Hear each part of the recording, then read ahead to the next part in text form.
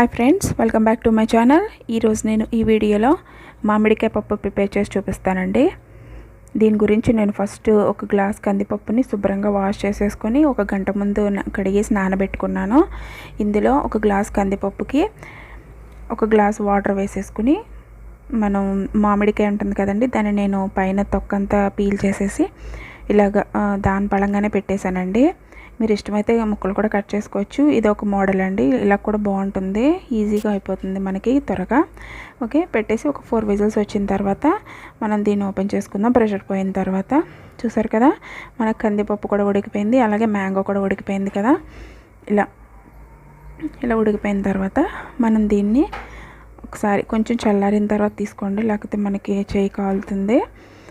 ఇప్పుడు పప్పు గుత్తి ఉంటుంది కదా, అందరిళ్ళలోనూ ఉంటుంది కదా, పప్పు గుత్తితోటి ఒకసారి మనం ఇలాగ స్మాష్ చేసుకుంటే కనుక మనకి బయట గుజ్జు అంతా కూడా వచ్చేస్తుందండి. చూసారు కదా ఎలా వచ్చేసిందో. ఇప్పుడు మళ్ళీ స్టవ్ మీద పెట్టేసుకొని మనం ఈ కుక్కర్ని ఒకసారి మిక్స్ చేసేసుకుని ఇందులో నేను ఒక ఆనియన్ కట్ చేసి వేసుకుంటున్నానండి. అలాగే ఒక 1/2 టేబుల్ స్పూన్ పసుపు, ఒక 1 టేబుల్ స్పూన్ కారం, కొంచెం చింతపండు, చాలా చిన్నది తీసుకుంటే సరిపోతుంది, ఎందుకంటే పులుపుగానే ఉంటుంది కదా మామిడికాయ.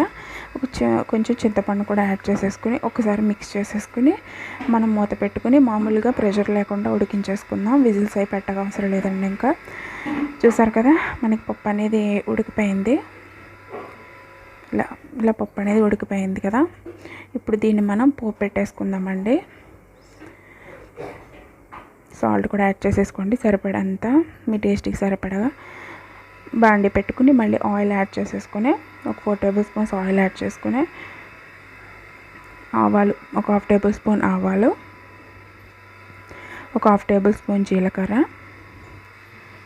ఇవన్నీ కూడా వేసుకుని మనం పప్పు తాలింపు ఎలా వేసుకుంటాం అలా వేసుకుంటే మనకి సరిపోతుంది. అలాగే వెల్లుల్లి దంచుకుని వేసుకోండి, వెల్లుల్లి లేకపోతే పేలే ఛాన్సెస్ ఉంటాయి. ఇలా వెల్లుల్లి కూడా యాడ్ చేసేసుకున్న తర్వాత ఎండుమిర్చి, ఒక 2 ఎండుమిర్చి కూడా చిన్న చిన్న ముక్కలు కింద కట్ చేసుకుని అది కూడా వేసేసుకోండి.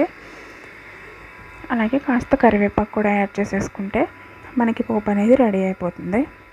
ఇందులో కొంచెం ఏంటంటే పచ్చిమిర్చి కూడా కట్ చేసి వేసుకోండి, చాలా టేస్ట్ అనేది బాగుంటుంది. అంతే. ఓకే, మన ఛానల్ కనుక ఫస్ట్ టైం చూస్తుంటే సబ్స్క్రైబ్ చేసుకోండి ఫ్రెండ్స్. ఈ పోపునంతా కూడా ఇప్పుడు ఫ్రై అయిపోయిన తర్వాత ఈ పప్పులో మనం యాడ్ చేసేసుకుంటే మనకి మామిడికాయ పప్పు చాలా బాగుంటుందండి, ఎమ్మీగా రెడీ అయిపోతుంది. ఓకే, ఈ వీడియో కనుక మీకు నచ్చినట్లయితే లైక్ చేసి మీ ఫ్రెండ్స్ అండ్ ఫ్యామిలీకి షేర్ చేసి మన ఛానల్ని సబ్స్క్రైబ్ చేసుకోండి.